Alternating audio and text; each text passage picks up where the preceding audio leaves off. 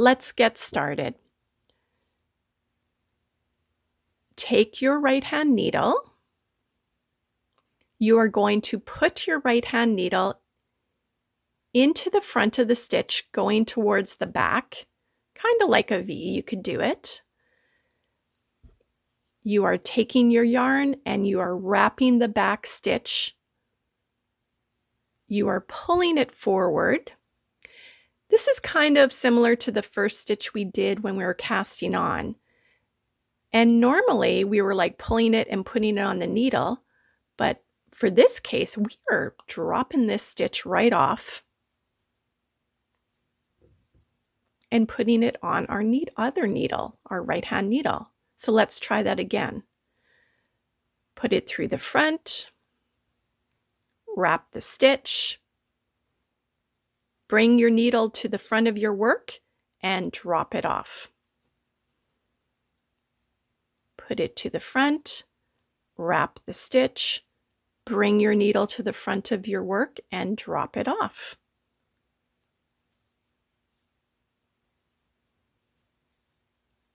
I always use this finger to push my needle down. It's possibly a bad habit, but as you can see, it got a little crooked over the years.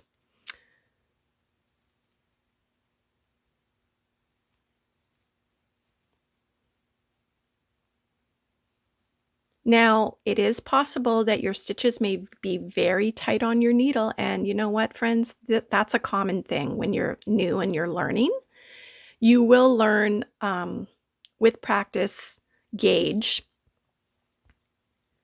And if a seasoned knitter looks at your work and says, "Oh, you've got good gauge," that is a huge compliment. That is kind of like saying, "Hey, girlfriend, I like your haircut." So gauge is something that you will learn about as you practice your knitting. And it does come with time.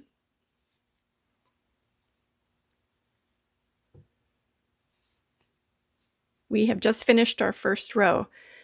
If you pull down this, you can kind of see there are little V's in here.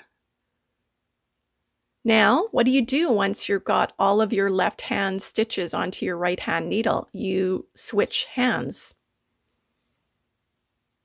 And you're going to go back and do the same thing. And as we knit along, we are going to create garter stitch, which I showed you earlier. It's going to look like this. It's going to be bumpy and similar on both sides, but it lays flat, which is really nice for making a basic scarf, which would be a great first project.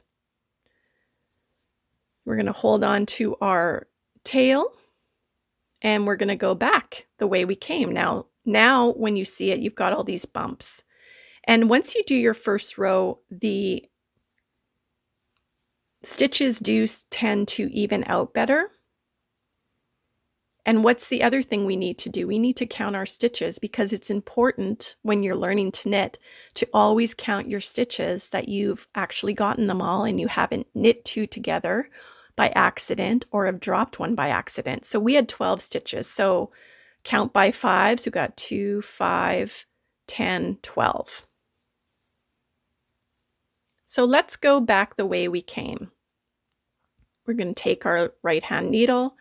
We're going to put it in the front of our stitch. We're wrapping the stitch. We're bringing the needle to the front and we're taking it off.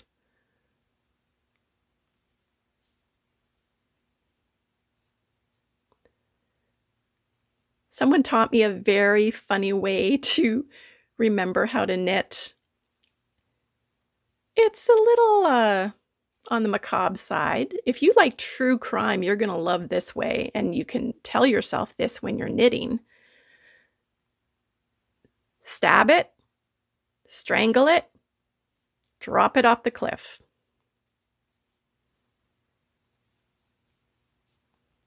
We're putting it in the front, we're wrapping the needle, we're bringing the needle to the front, and we're taking it off the needle.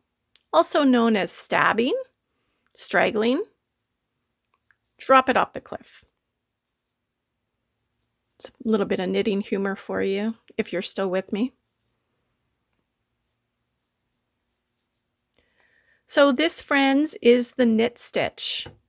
I'm going to encourage you to do quite a few rows of this and see how you like it. Essentially, you're going to have bumps on both sides of your work. This is your edge of your cast on. Looks pretty good to me, and it's much easier to see the stitches when you do use a larger needle and thicker yarn. So that is the knit stitch. Hope to see you back for the purl stitch. If you like what you see, please subscribe, like, give me a comment for your feedback, and I hope to see you soon. Have a great day.